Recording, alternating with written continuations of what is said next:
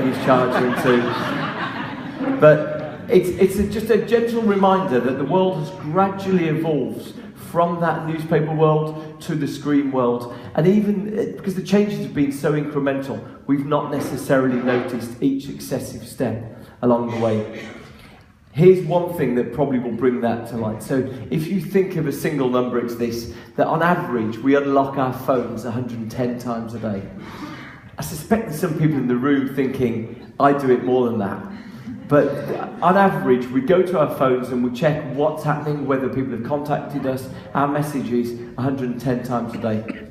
So to take a step back, what that means is, for a business like Twitter, we think about that, and we think, how can we create a product that works for that attitude, for that mindset?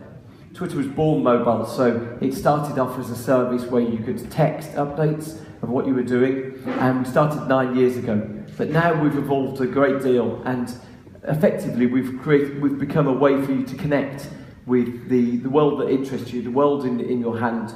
So you can see there a Twitter stream, and these days it's full of links, it's full of captions, it's full of photographs.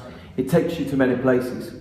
It's worth summarising that journey that we've been on. I guess 9 years ago, that a few of you might have heard the expression a microblogging network, the idea that this was a place that you went and you told the world what you were doing right now. And in fact, we've evolved during that time to being a product where effectively you can go and connect with things that are interesting to you and your passions. A series of captions and links that can take you on a journey around the internet. And where are those places that we can take you? Effectively, each person builds their own feed, builds their own interests, they bring them together and aggregate them as the sum total of the things that interest them. So we generally talk about Twitter bringing you closer. Twitter brings you closer to the things you care about most. And that could be that you're watching a Champions League game on a Wednesday night and you're fascinated with what other fans have got to say. Or it could be that you're interested in what the government are doing and you want to feel more connected with politicians. We tend to think it's brought those things together and achieved a scale based on the unique qualities it has. So just to remind you, Twitter has 302 million users worldwide. In total, there's about 500 million tweets every day, about a billion every 2 days. A vast volume of conversation taking place on the platform. And back to those people on the train platform, 80% of them are using Twitter on their mobile phones. Twitter might be slightly different to other social platforms out there for three core reasons. Firstly, it's live, so Twitter's about what's happening right now. Secondly, it's public. Anything you say on Twitter, the majority of it is accessible for other people to read.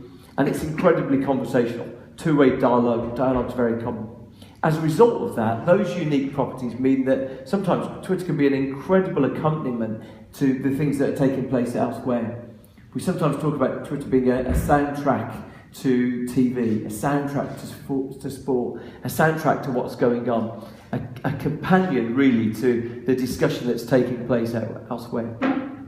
I thought I'd just go on now and just show you one of the things that people talk about is they talk about the constraints of Twitter.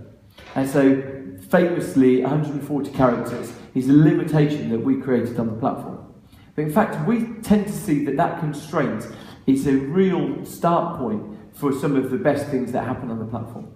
I'm going to give you 3 examples. The first is we believe that constraint unlocks community. And this is an extraordinary example, and it's a reference point really to what the minister's just said. This is an example here. Let me introduce, this is the mayor of a town in Spain called Hun. So it's in Andalusia in Spain. And they set themselves the ambition. Even though they're a small town, they said, I wonder if we can be the first town that's governed on Twitter. So if they set themselves a challenge, is there anything that we can't have in the public domain? Is there anything that we can't share? And they set about trying to ensure that their local police are on Twitter, that their local services are on Twitter, that you could book a meeting room at the town hall by sending a tweet. I'll give you an example.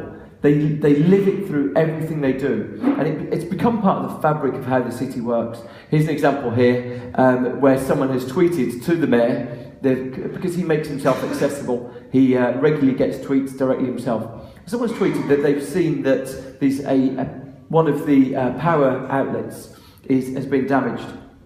They tweet him. You can see that it turns into a conversation. So that public open nature means that anyone else can see the tweets of the mayor and can see what's going on. And you can see here the workman at the top reports that it's been, well, my Spanish is pretty bad. But you can see that he's talking that it's been fixed, and then the before and after photograph.